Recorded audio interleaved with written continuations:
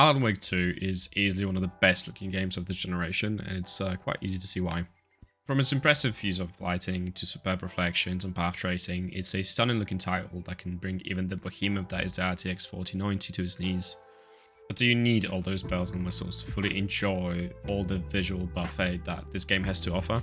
Well, join me in this short video comparing different settings to RT and seeing if it's all worth the hype. I will aim to answer the question if RT is really worth it, and if mid to low range GPUs are able to enjoy the game with decent looking visuals without sacrificing all of the performance. Let's start the comparison here with the biggest body of water you'll be seeing throughout the game, which is the lake.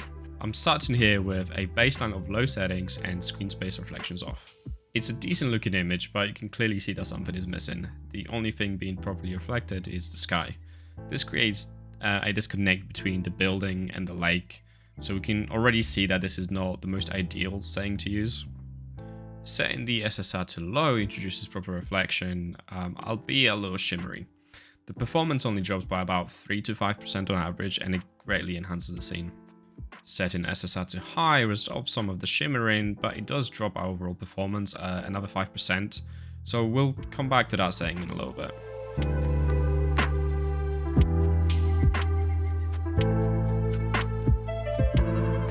And just for fun, I set this scene with ray tracing to medium. It's beautiful and very detailed. However, it drops the performance by around 50%, so in this case, unless you're planning to use frame generation, I would leave this setting to off.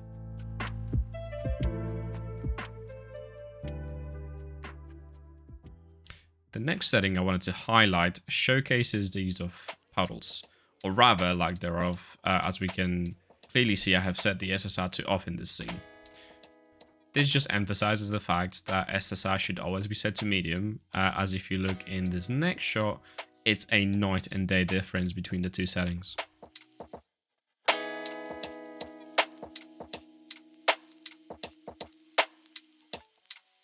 And in this last shot, I have set the SSR to high, just like I did with the lake. It improves the image quality slightly, however, we lose between 5 to 8% of our performance, and in my opinion, the improvements to image quality does not justify it. In this next example, we're at the diner. We have set everything back to low, and here I wanted to focus your attention on the shadows present in the scene. And how low settings without any use of ray tracing creates an incredibly distracting shimmery effect, which is further enhanced as the camera moves closer to it.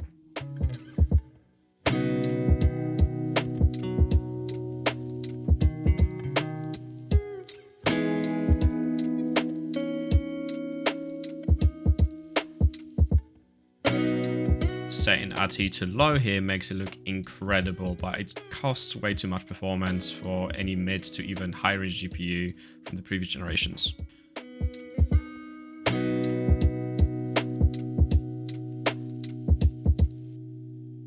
So my solution to shadows is that we're going to leave everything at low, but we are going to turn on just one slightly less demanding RT setting, transparencies. You can see that even when transparencies are set to low, it helps to resolve some of the shimmering, not all of it, we're experiencing just a minute ago, and it adds proper glass reflections, which can have a huge impact on the visuals. Just look at the difference here with this side by side.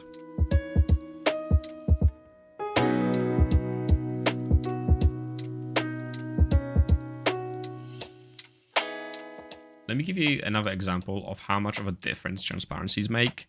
I want you to focus on the windows of this car and how nothing is reflected to it in this shot. I also want you to focus on the shadow lines present on the car doors that are cast by some phone lines just behind me. Now let's look at the van parked just behind it. Notice how the shadows, they become increasingly less detailed given a very pixelated and unpleasant look. Now, going back, let's look at those exact same scenes with just the transparencies set to low. Notice how we now have a proper reflection in the window and how the shadows are properly diffused with a less sharp and more realistic look to them.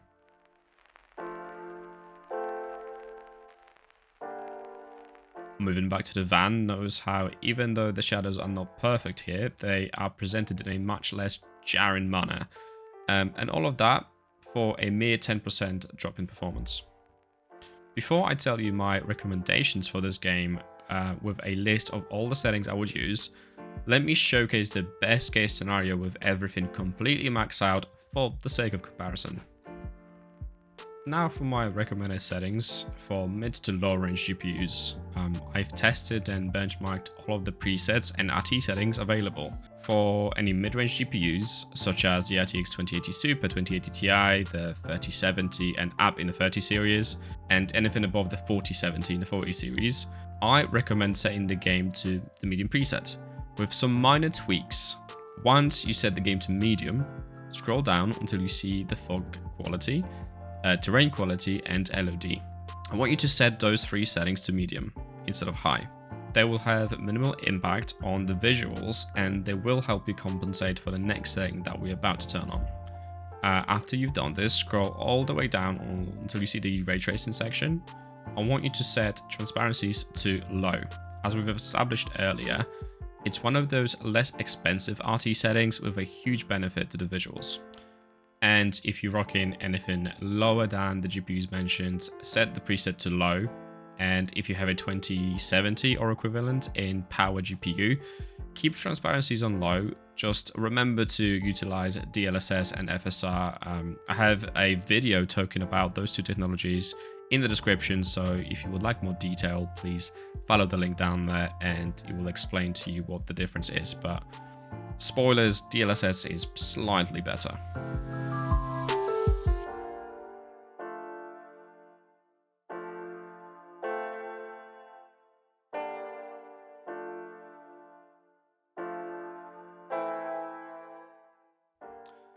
Alan Wake 2 is a stunning love letter to the fans of the original game. It is demanding, but a beautiful title that, in my opinion, will stand the test of time. It rivals the likes of Cyberpunk in its attention to visuals and worthiness of being a benchmark title for the next few generations of GPUs to come. It makes even the mighty RTX 4090 work for its money, and without the use of frame generation, I honestly doubt it would keep a consistent 60 FPS with everything maxed out. I would know. I have made a video linked in the description if you like, showcasing that you can even drop below the 30 FPS mark with everything set to the highest. And yes, it's a beautiful game, but at the end of the day, you gotta ask yourself if it's all worth it. I'm new to YouTube and would love for you to drop a comment telling me if you liked the video or if there's anything you didn't like about it. But other than that, I hope to see you in my next video, and I hope you enjoy Alan Wake 2. It's a beautiful and stunning game.